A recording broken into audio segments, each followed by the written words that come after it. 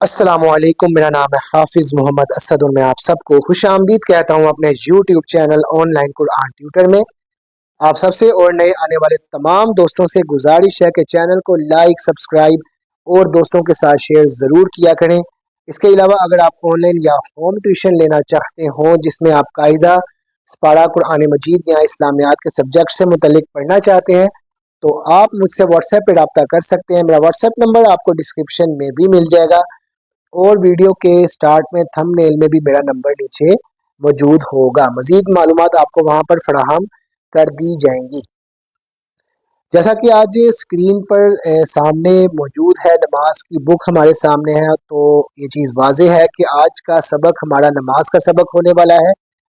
पहले पिछले दो असबाक में मैंने आपको ईमान की सिफात दोनों पढ़ाई और मैं बहुत ज़्यादा उम्मीद कर रहा हूँ कि आपने उनको ना सिर्फ पढ़ा होगा बल्कि याद भी किया होगा। इस बारे में आपने कमेंट सेक्शन में लाजमी बताना है कि आपने उसको पढ़ा है या आपने उसको याद भी किया है। लाजमी इस बारे में आपने बताना है। इसके बाद दूसरे सबक में मैंने आपको पहले 3 कलमे पढ़ाए थे और मैं उस बारे में बहुत ज़्यादा पुरुमीद हूँ कि आपने उनको ना सिर्फ पढ़ा होगा बल्कि बेहतर और अच्छे तरीके से याद भी किया होगा। आज का हमारा ये सेशन भी नमाज से ही मुतल्लिक है। मैं इंशाल्लाह कोशिश करूँगा कि आपको 1 या 2 कलमे लाज़मी पढ़ाऊँ। मैं देख लूँगा कि दौरानिया किस तरह का मतलब है, ज़्यादा लंबा अगर करना हुआ तो मैं 2 कलमे उसमें कवर कर लूँगा। अगर मैं देख लूँगा कि ये चौथा कलमा थोड़ा-सा मुश्किल है या आपको याद करने में मुश्किल पेश आ सकती है, तो सिर्फ़ 1 कलमा ही मैं आपको पढ़ाऊँगा ताकि आसानी से हम चीज़ों को लेके चलें आगे। बहुत ज़्यादा भागने वाला काम नहीं करेंगे, उससे फिर नुकसान ये होता है कि चीज़ें बेहतर तरीके से कवर नहीं हो पाती, बेहतर तरीके से ना पढ़ाई जाती हैं और ना ही उनको पढ़ा जाता है, ना वो याद होती हैं। और इसी तरह अगर कोई आगे से सुन लेता है, किसी को सुनाना पड़ जाता है तो उसमें बहुत ज़्यादा फिर एक शर्मिंदगी जो है वो उसका सामना करना पड़ता है। तो मैं कोशिश करूँगा कि बहुत ज़्यादा तरीके से मुख्तसर सेशंस के अंदर इन चीज़ों को कवर किया जाए ताकि आपके लिए पढ़ना, समझना और याद करना आसान हो जाए। जी, तो जैसे चहाड़म कलमा आपके सामने मौजूद है, स्क्रीन पे आपको नज़र आ रहा होगा। इंशाअल्लाह ताला आज हम चौथा कलमा ही मुकम्मल करेंगे क्योंकि मैंने देखा है कि आगे पंजम कलमा वो काफ़ी लेंथी है, थोड़ा-सा लंबा होगा, तो उसको 2 हिस्सों में तक़सीम कर लूँगा मैं ताकि पहला हिस्सा हम एक वीडियो में कवर कर लेंगे और दूसरा जो है वो दूसरी वीडियो में कवर कर लिया जाएगा ताकि आसानी से आपके लिए भी उसको याद करना थोड़ा-सा बेहतर हो जाए, मतलब आसानी से याद हो जाए।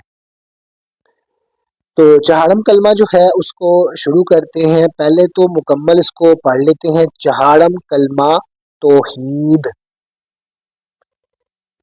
अऊज़ु बिल्लाहि मिनश शैतानिर रजीम। बिस्मिल्लाहिर रहमानिर रहीम। ला इलाहा इल्लल्लाहु वहदहु ला शरीका लहू। इसके साथ इसका नीचे तर्जमा जो है वो भी लाजमी पढ़ना है। याद ना करना वो एक अलग चीज़ है, या कर लेना ना करना वो थोड़ा सा अलग हो जाएगा, लेकिन पढ़ना बड़ा ज़रूरी है ताकि हमें पता लग जाए कि क्या चीज़ का जो है वो हमें कहा जा रहा है, हुक्म दिया जा रहा है। तो ये बहुत ज़्यादा ज़रूरी चीज़ है। अल्लाह के सिवा कोई माबूद नहीं, वो अकेला है, बेशक इसका कोई शरीक नहीं। ला शरीक अलाहू का मतलब ही आ जाएगा कि उसका कोई शरीक नहीं। आगे बढ़ते हैं। लाहुल मुल्कु वालाहुल हमदु युहयी वायुमीतु वाह हुआ। उसी की बादशाही है और उसी के लिए तमाम तारीफें हैं। वो जिंदा करता है और मारता है। हय्युल्ला यमूतु अबदन अबदा जुल जलाली वल इकराम। और वो हमेशा हमेशा के लिए जिंदा है وہ مرے گا نہیں. یہاں پہ واضح کیا جا رہا ہے، بتایا جا رہا ہے، حکم دیا جا رہا ہے آبادن آبادہ، وہ مرے گا نہیں.